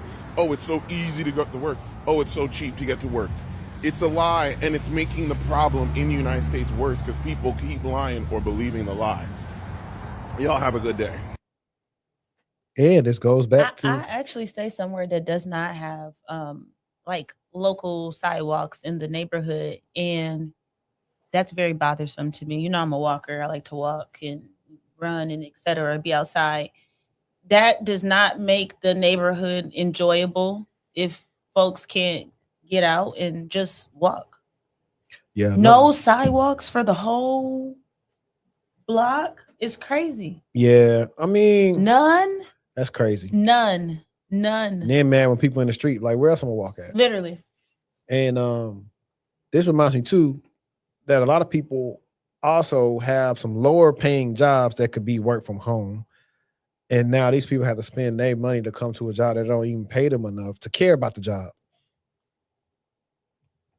So bring that into play. Mm-hmm. Like certain companies like that, they just pay those people.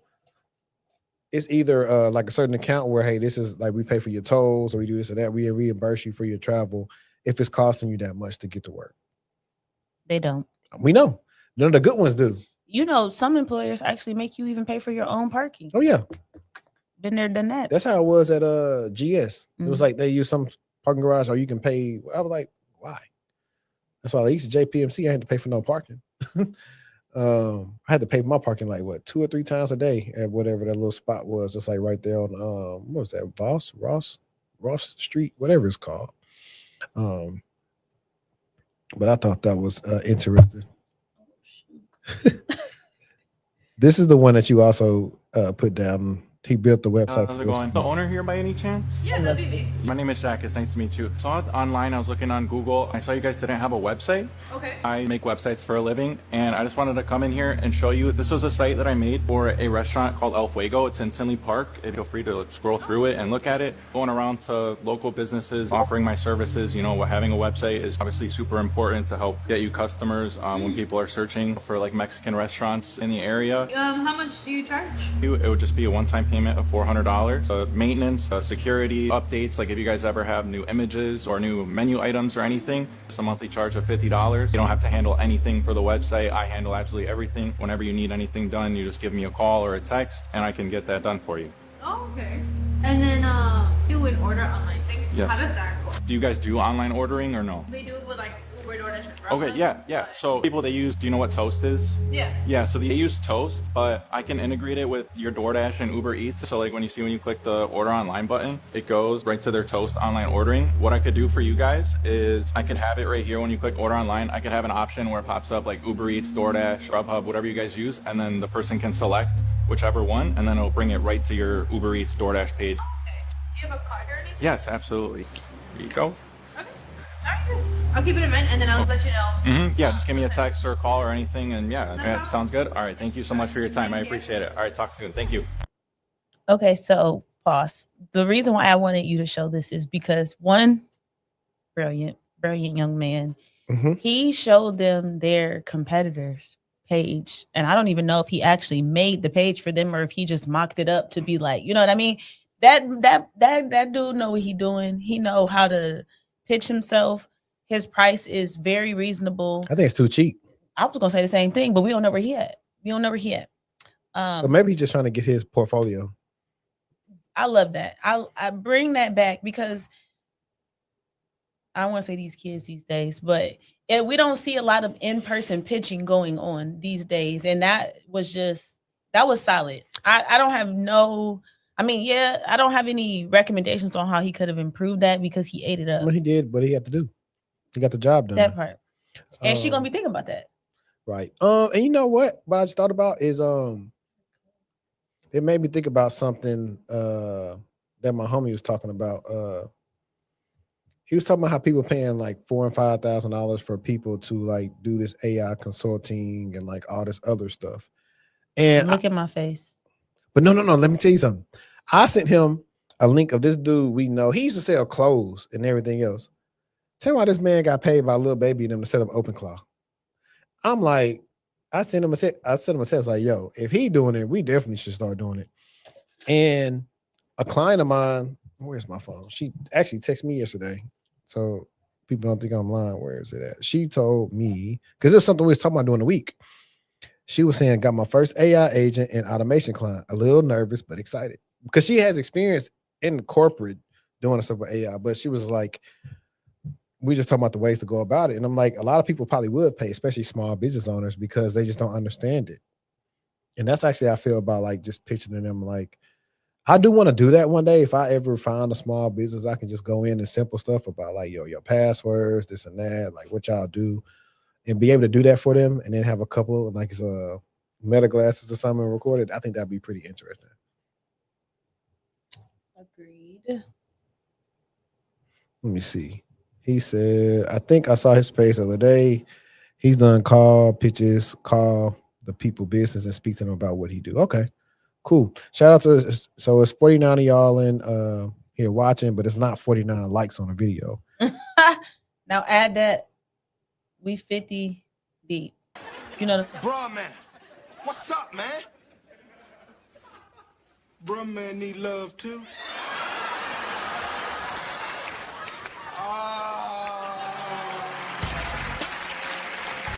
One love. So yeah. It's enough of y'all in here. Hit the like button, share this out, man. We need like 100 likes. We really need the show to start back moving the way it used to move like 2-3 years ago. For whatever reason, YouTube don't be rocking with us like they need to. And there's other shows that's like ours that, they can just put a simple title and they get millions of thousands of views. And we try to do the same thing. So if y'all rocking with us, that's the least that y'all can do. Or for as low as $2 a month, or $24 a year, you can just subscribe to the Patreon and watch all our videos ad-free. I know a lot of people have been like, man, them ads killing me on the video. I was like, shoot, Patreon is $2 a month. That's the lowest tier. And then the more you pay per tier has different benefits. Like some benefits come with getting a free call with me. And if we got to throw Shorty in there to get a free call with her. Oh, no, I'm just kidding. We can do that. It's other options. Like if you see a higher tier, it's for a reason, and it could be beneficial to you. So definitely support the independent media, especially if it's other stuff that y'all want to see us do with the platform. It's going to take y'all support.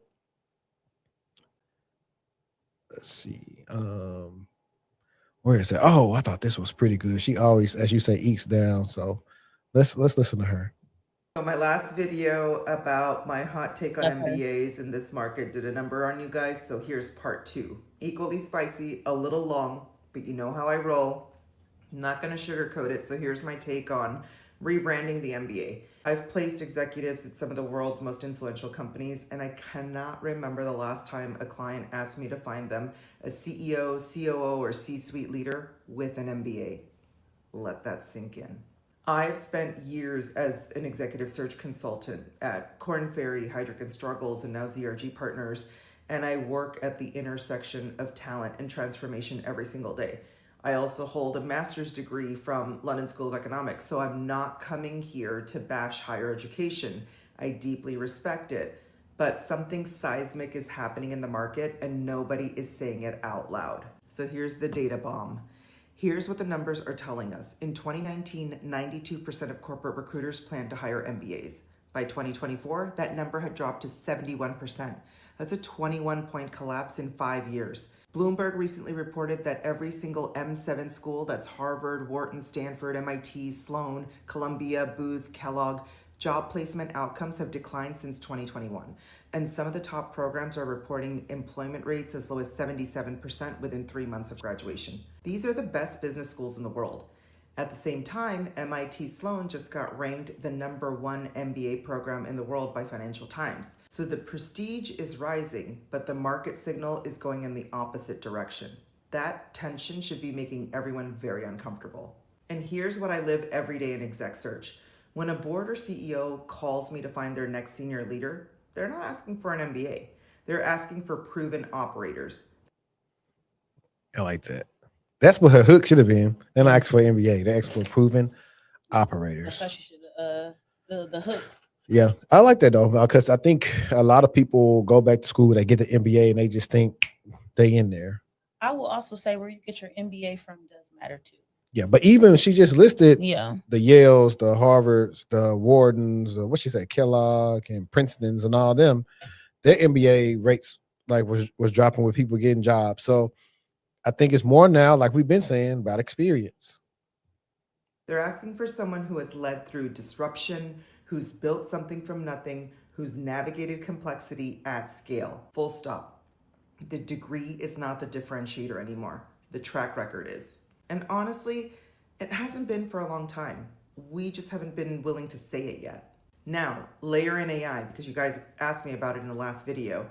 And suddenly we're not just questioning the MBA, we're questioning what any degree signals in 2025 and beyond.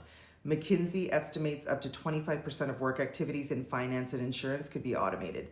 The functions that an MBA program have historically trained people for: financial analysis, market research, operational planning.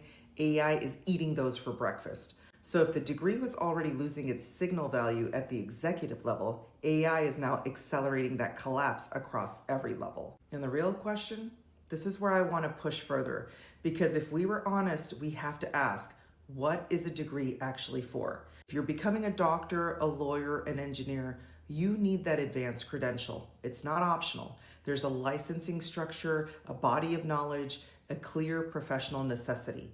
The degree is the path. But an MBA? An MBA has always been a bet on signal, a signal of analytical rigor, of network access, of ambition. And in a world of employers where you can see your work in real time, your track record, your LinkedIn, your portfolio, your results, the signal is weakening because noise is everywhere. And the reframe.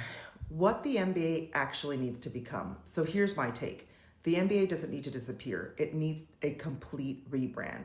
Right now, business schools are selling a credential. What they should be selling is transformation, a specific, measurable, applied transformation. The programs that will survive and thrive are the ones who stop producing generalists and start producing people who can do something distinctly human that AI cannot. Build trust, make judgment calls under ambiguity, lead through complexity with empathy, and bring people together around a vision. That's not a curriculum most MBA programs are openly marketing right now. MIT Sloan being ranked as #1 is exciting, but I challenge them and every other top program to answer this. What does your graduate know how to do that an AI augmented 22-year-old can't figure out in 6 months on the job? She's saying a lot of good stuff. I think that, and it was one thing I wanted to touch on where she was talking about was, I know she said transformation, the AI. Dang it. I wish I would have just stopped it right there and talked about exactly what she was saying. Oh, when she was talking about the deep introspective trust and stuff like that, that's what they were talking about Mythos can do. Oh, that's the other funny thing is like, it was I seen some story of saying, well, like, you know, tech is going to change as we know it. Tech sales will still be here. And I'm like, man, it's going to get them out of there too. It's going to be bots talking cold calling everybody, bots talking to bots, trying to build trust. So I don't know. So they came here and said, do I think the MBA is overrated? I've seen folks with MBAs. They are very rigid and have issues in the world. I don't know. I think it just depends on how you get it. I don't think they're overrated. I think that times are changing. I do think that AI is definitely impacting education because knowledge is available so easily, so readily, and so free. That's why she said, hey, they looking for people that's been through it. This person says, just joined. No, Claude Mythos is in the end of cyber. AI is a bubble. The costs are going up for small and medium-sized businesses. American companies, what does it says, are facing a global backlash. I mean, we shall see. I do think that's the area of where I made a comment that fractional and C2C work is going to be becoming bigger. It's a guy, if you want to tune into the channel, Life at the Layoff, a great channel where he talks about this type of stuff and working and all the other stuff. So I think that's what's going to be at for the small and medium-sized business, where you can actually do some work for them, because they're going to need the expertise that they don't have. And everybody is, whether it's big, small, little, tiny business, don't think that they would get hit. That part. And anybody can get it, like AB say. We are talking about MBAs, not master degrees in tech. I have me too. MS in technology management. That's what yours is saying too? No, yours is cybersecurity. No, mine's in cyber. Yeah, I just be thirsty to say me too. I mean, degrees in general. Yeah. It don't matter. Like she said, unless it's a doctor or something. Or a nurse. Yeah. Something in the medical field, like in the legal field, where you have to get that social work. I think they can make all of them like that if they want to restructure it. Restructure it, rebalance it. They're going to have to. The way that people are going to stop going to school. I went to LSE. I know what it means to invest in yourself academically beyond your undergraduate degree. It shaped how I think, I expanded who I am, and I'm not dismissing that experience for a second. But I also know when I'm on the phone with a Fortune 500 board looking for $1 billion CEO, they are not asking me about transcripts. They want to know, can this person lead? Can they build? Can they win?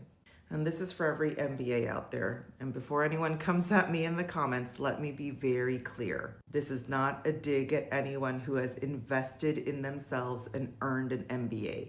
I have so many people in my lives, friends, colleagues, executives, I deeply admire who have MBAs. That degree shaped them, the experience opened doors, and that investment meant something. This is not about them. This is for the person standing at the crossroads right now. London School of Ambitious, Economics. driven, hungry professional who is thinking about spending. It stands for London School of Economics. Oh, because I'm like Lake Superior, Lafayette.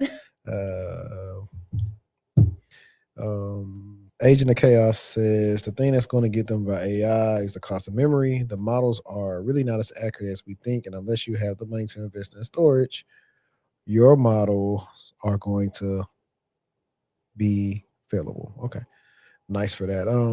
She definitely is saying a lot of good stuff. I'm going to remove her from the studio because she's pretty much saying the same thing we've been saying. Like, hey, you need experience and you need to prove that you can do that without having. Pretty much just like asking people a certain cert's dead, and I was like, no more. They just giving you jobs because you got a cert. I think I got a couple of more because this is the one for everybody, no matter if you into this type of stuff or not. It's stuff that people need to know because we see all type of crazy stuff that they watch on the computer is all the not time. private. I will say it again. Your work computer is not private.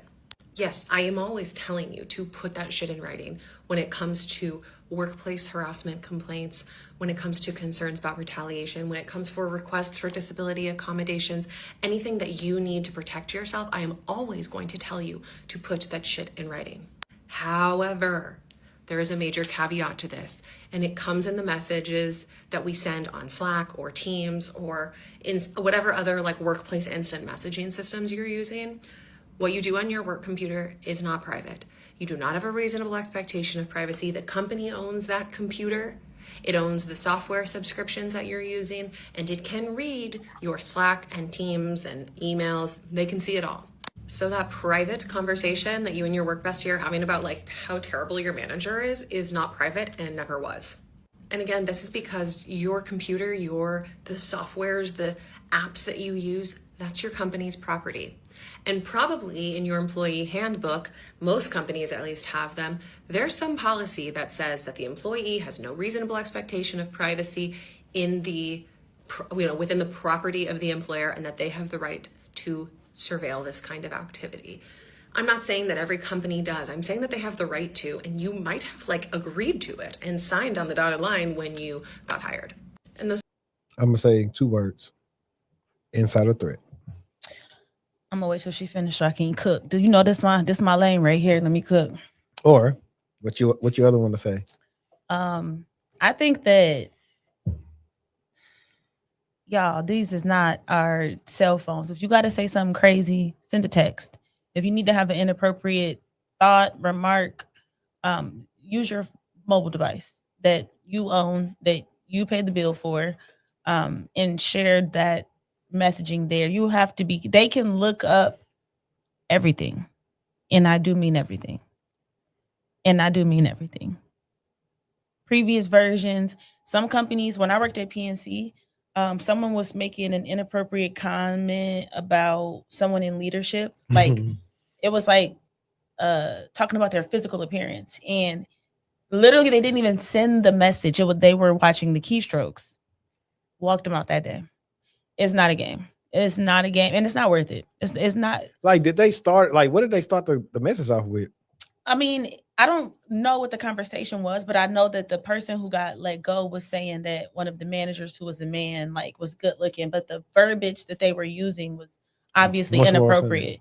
And so, yeah, walked them out. The message hadn't even been sent. It was sitting in. They can see a lot of things, guys. Like, don't think that they can't. Anything that you do on there, they can see. That's all I'll say. Yeah, if you're gonna do that, then you got to be more clever. That's why the guys be saying like 2006 Golden State Warriors, or they be like 1985 Chicago. Where are we going? Where are we going with this? These are very good compliments. So the Golden State Warriors, like, I'm aggravated. I'm aggravated. They won the most games, and they were very good.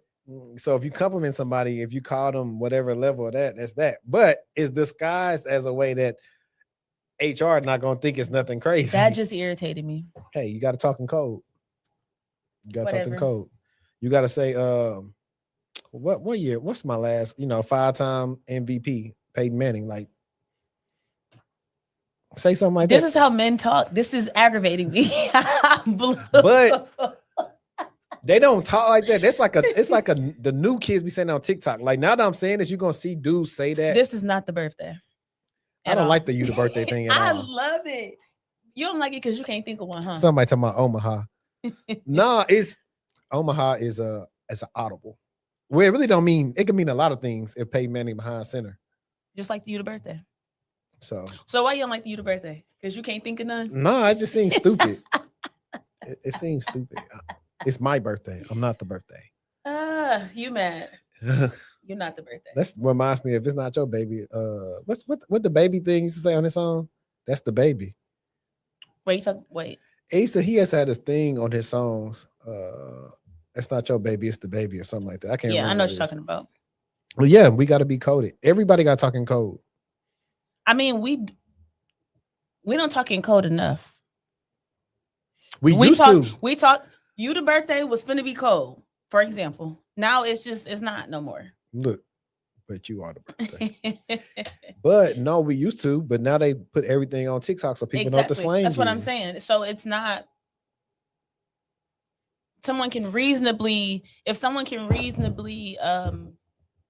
what's the word? I just thought about that was funny. It's this if I could pull it up on TikTok, or you can find it and I'll play it. But I don't know if it was a skit or not, but the dude was like supposedly in jail in the court, and he got in trouble for saying something to a lady. And the lady read what he messaged, and he said, girl, you thicker than I think he said cold oatmeal. And then the dude did like this.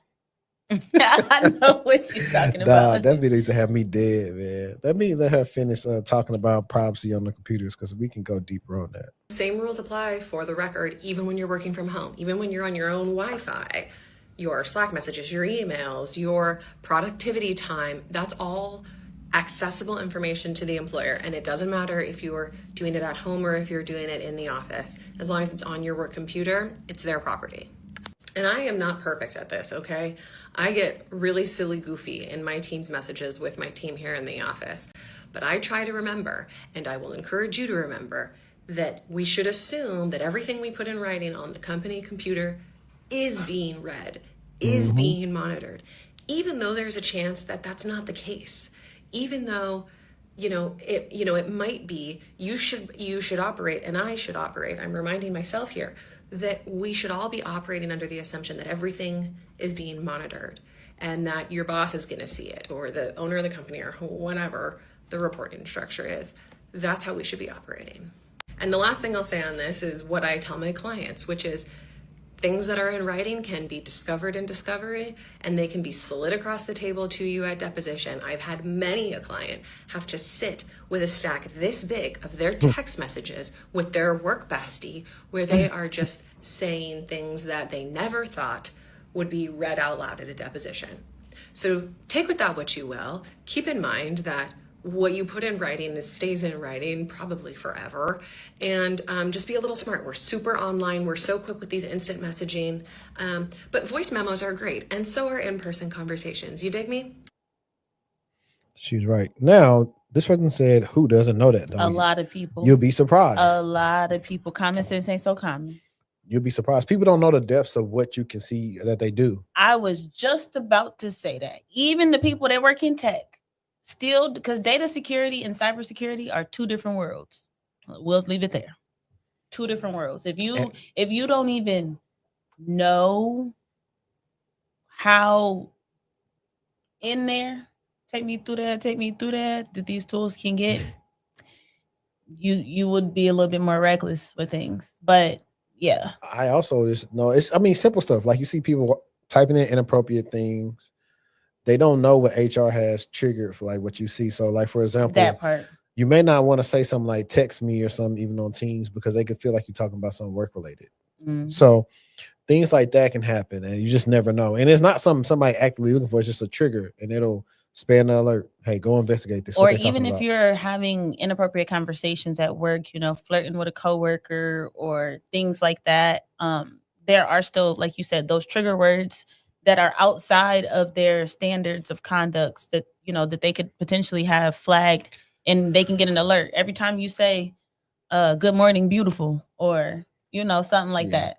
Just say good morning to everybody. Honestly, you know what? We need to write that down. Like, find the videos so people talking about men and women being harassed at work and how it happened. Like, those probably like be some funny series and episodes of that we can find for that.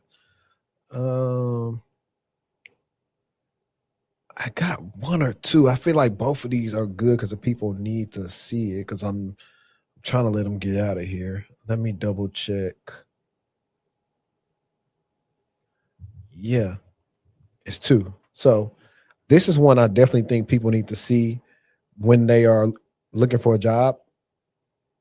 And all right, you ready for this? 90% of the time when I ask a candidate their salary expectations, they just go right ahead and tell me. Or even worse, they tell me what they're currently making. I never ask that question. One, it's illegal in some states. I cannot ask you what you're currently making. I don't care. I truly don't care. That information, though, is lethal in the wrong hands. But because I'm ethical, I just say, oh, you don't need to tell me that information. But candidates love to overshare their current compensation. The 10% of candidates that actually Uno reverse me and say, oh, well, I was curious to know what the budget is for this position. My response to that is I just tell them honestly what the budget is for the position. It's really as simple as that, because what I don't want to do is start off on the wrong foot where there's this mistrust and they're asking me and I'm asking them and they're asking me. I don't want to do the back and forth. I don't have time for that. Also, it's just wrong, right? So I ask you a question and you want to throw it back on me? Fine, I'll go first. Here's the budget of this position. Throw it back on me. Is this in alignment with what you're looking for at this current time? That's all. No, I'm glad she said that. If somebody said I use Glassdoor first, I mean, so you technically can look at a bunch of roles and see what they kind of say they may pay average, but that still may not be what that role is paying. And then you can judge what your research is based on what it's paying and see if you think it's fair. But always, always see what they are going to pay for the role. Never tell them what you get paid. It has no bearings on the role you're applying to. Yeah. It don't matter at all. It actually doesn't matter. And sometimes they'll try to lowball you or say, oh, well, you said you was only making $100,000. You'll take 105, 110. It's more than you making now. When the person who didn't tell them what they was making, they got paid $140,000. That part. So I always tell them, hey, what's the budget? Before I give you a range, I want to know what are the jobs and duties of this role so I can accurately scale what I believe it's worth. You can do auto savings. You don't have to give them a number. Let them always flip it back on them. It definitely be like, we should do a skit. Not right immediately, not right now, but we should do a skit. That would be funny. What we typically see people do, and then how to maneuver in that. Yeah. Let me find out we finna be doing skits. We've been supposed to been doing skits. Oh, okay. Why you look at me like that? You need to do a skit for your. You need to do a skit for your book. I do. You need to do a skit for you. Okay, guys. We got one more for y'all. Also, I need to put a poll in here, but like, what's your ideal runtime for this? I was doing a little bit of looking through my analytics and saw that you guys really liked the stuff that was like a little bit under than 2 hours. And so if you can see here today, I tried to keep it under that, but we had some like minor setbacks a little bit. But I'm gonna try to stay under 2 hours for the most part. But if y'all want us to go long, we can go long. And this is the last one. This is one I think people need to see, because you always have these people from the government having issues going private, and they don't really understand the landscape of going private. Recruiters aren't going to tell you this, but I don't care, so here it goes. If you've spent most of your career working in the public sector, like working for the government or anything like that, and you're looking to transition into private, corporate, it is going to be a little difficult for you, because most of the times when hiring managers, recruiters, whoever look at government resumes, they just immediately say, no, it goes into the trash, because the government just does things differently. The processes are different. The titles are different. The pay is different. And the systems that the government uses are usually proprietary to the government. Sometimes they'll use some out-of-the-box systems in government, but for the most part, they are proprietary to the government. No one on the outside knows how to use them. And that means you as an employee coming into the private sector, you're not going to know how to use the out-of-the-box systems that we use on this side. So there's more training involved, and they just don't want to deal with it. So if you are looking to pivot, I would advise you to have someone take a look at your resume and optimize it for private companies that you'll be applying to. If you need some help, definitely reach out to me. I am offering career consulting services. My link is in my bio. Feel free to book some time with me so that way we can discuss optimizing your resume and getting you, optimized for those type of roles. Hope that helps. Yeah, no, she's right. And not only that, when it comes to, and well, some person said, well, they should just stay in public and get the pension. There's been people that's had to go, some of the, I don't know if they were federal workers, but they might have had like a GovTech type of role with like a contractor, that when your boy came into office, messed a lot of that stuff up for them. And so they were finding it hard. Hey, I never touched this. I never did that. Like what the private is looking for what they did. So a lot of times I try to figure out, okay, what did you guys use for this? Or what tool you use for this or this? And see if what is similar to, and a lot of times. But the gag is that you have to know even about a tool, and I'll leave it there. You can embellish though. You definitely can embellish. Also, no, I'm saying even you as you're working with them, you even have to know, okay, what tool were you using and how can I map that? You have to know about other tools to map it to any tool. No, that's facts. And then also one of the things she didn't talk about, we talked about, I don't know if that's what we talked about before camera or what, but like, no, we talked about this in the PIP situation, the training part. People from the government sector to private have a hard time understanding that the training or lack of like the training that they would get there, where like they literally show them how to do everything, don't really exist much on the private side unless the company has the budget where they actually give you 90 days of training and then you on your actual thing, where some places within 2 days they expect you to work. or expecting you to catch on super fast because they don't have the time for you to be sitting around. So that's another thing of where sometimes it's different. We know in that government sector, it takes a long time for changes to happen, where in private, some organizations is quick. And that's why companies that have good training, regardless of the industry, those people always get hired. Like Enterprise. Enterprise has amazing training. Those folks get hired anywhere. IBM, great training, especially from the sales space. Target. Target do got good training. Dang, you made me forget because you play too much. You talking about Enterprise Rent a Car? Yeah. Did you see the Desi Banks had a skit with them? No. Talking about how I be working at Enterprise. I'm going to show it to you. It's funny. Government often doesn't make turning money around their first party. Yeah, exactly. And a lot of times they're understaffed. One of the things we wanted to talk about today was about how I think Trump is like slashing CISA's budget by like $700 million. And we're going to see definitely how that's going to backtrack on them. Or maybe they're going to try to put Mythos in there and see what it's going to do, which I still think is going to be a huge issue. Yeah, somebody said that Desi skit was hilarious. Yeah, we gonna, if I had it downloaded, we could watch it. I just don't feel like getting copyright stricken or anything. But yeah, y'all still got time. It's like 6 o'clock here. If you're on the East Coast, it's 7. If you on the West Coast, it's 4 o'clock. So you still got much of your day. But we're gonna get out y'all here. I appreciate y'all. Next week, I want to have the call-in number set up so that way, if y'all ain't scared, y'all can do the call-in and call and ask your things, or we may even just let people just come up. Just depends on like the flow. But leave us your thoughts, leave us your reviews on like how y'all like the different format. And like I said, we're gonna try to get it even more concise. And we're just trying to cover the hottest topics and not be here for like no 5-hour stream because people got stuff to do. But I appreciate everybody. Until next time, stay textual and we out. Peace.